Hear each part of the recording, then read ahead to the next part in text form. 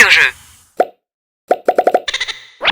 On vous présente les derniers jeux qu'on a essayés. On commence avec Forêt Mix, qui est un jeu pour 2 à 5 joueurs. Les parties d'environ 60 minutes pour 10 ans et plus. C'est un jeu de combo de cartes. Donc, dans Forêt Mix, le but du jeu, ça va être de créer un écosystème. Chaque joueur va avoir en main plusieurs cartes et chaque joueur va créer son propre écosystème. Donc, on va commencer par planter des arbres comme ça, qui est un peu la base de notre écosystème. Puis ensuite, à notre tour, on va pouvoir choisir des cartes qu'on a en main pour pouvoir les jouer autour de nos différents arbres. L'affaire des cartes, c'est qu'il y en a qui sont divisées horizontalement et d'autres verticalement. Et on va, en fonction de leur orientation, on va choisir qu'est-ce qu'on veut faire avec. Par exemple, cette carte-ci, si je décide, si je veux le bonus de l'hérisson, il faudrait que je la pose en dessous d'un arbre. Tandis que si je préfère avoir l'oiseau, il faudrait que je la pose au-dessus. Et le principe est vraiment le fun aussi, c'est que pour jouer une carte, il va falloir dépenser notre monnaie, en fait, c'est de dépenser d'autres cartes. Par exemple, comme pour jouer cette carte-là, l'oiseau, il faudrait que je choisisse 2 autres cartes que je peux défausser dans la fosse commune comme ça, et je peux placer ma carte comme ça. Ce qui est le fun de ce concept-là, c'est que à notre tour, c'est soit qu'on joue une carte ou soit qu'on peut venir piocher des cartes dans la fosse commune ici, ou dans la pioche. Donc, les cartes qu'on joue, ça peut avoir une bonne interaction entre les joueurs parce que ça se peut que, en fait, on va faire attention de ne pas donner des cartes que nos joueurs voudraient avoir. Sinon, le principe, c'est que chaque type d'animal va avoir différentes façons de scorer des points. C'est comme lui, par exemple, plus qu'on a de salamandres, plus qu'on va faire de points.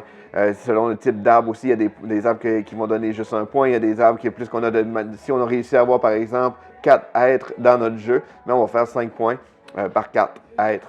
Donc, c'est vraiment un jeu de combo comme ça qui va grandir, puis c'est vraiment le fun. Très bon jeu. Donc, Forêt Mix, c'est un jeu de combo. Il est facile à prendre en main, c'est un bon casse-tête d'optimisation. Il y a vraiment plein de possibilités de faire différents combos. C'est vraiment le fun. Tout le monde en a beaucoup aimé. En plus, il y a plusieurs extensions qui s'en viennent prochainement. Donc, c'est un très bon jeu qui est Forêt Mix. On a aussi essayé Biomos, qui est un jeu pour 1 à 4 joueurs. Les parties d'environ 20 minutes pour 8 ans et plus. C'est un jeu de réalisation d'objectifs.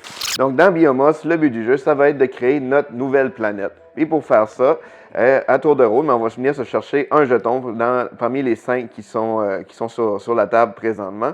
Et le principe, c'est qu'on peut le placer n'importe où sur notre planète, mais on ne peut jamais relever un jeton. Donc, je peux les glisser, le mettre entre 2 jetons, je peux les pousser ensemble, les déplacer comme ça, mais je ne pourrais jamais le prendre et le déplacer par-dessus un autre. Et l'idée, c'est de réussir à faire des objectifs. Donc, si je réussis à placer mes jetons de façon, par exemple, si je prenais lui, je pourrais le placer entre ces deux-là. Donc, j'aurais réussi cette carte-là, je peux la prendre, ça va me donner 5 points à la fin de la partie et je vais en tourner une nouvelle comme ça. Et on y va comme ça, ainsi de suite, jusqu'à temps qu'un joueur réussit à remplir sa planète. Donc, Biomos, c'est un jeu de réalisation d'objectifs bien pensé. La petite mécanique est vraiment le fun, la manière qu'on place les jetons. C'est facile à prendre en main et facile à jouer aussi.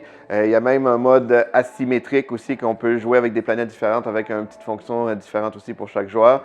Donc, c'est un bel ajout et c'est Biomos.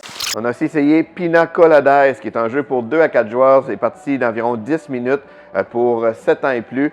C'est un jeu de prise de risque avec des dés. Donc, dans Pina Colada, le but du jeu, ça va être de réussir à gagner le plus de cartes comme ça en lançant des dés. Le principe est simple, c'est qu'à notre tour, on lance les dés et on a le droit à 3 lancers en choisissant lequel dé qu'on lance. Fait qu'on peut choisir de garder juste, par exemple, ces 2 dés-là, relancer d'autres dés et ainsi de suite. Et finalement, on peut même changer d'idée et décider qu'on relance un autre type de dé à la place.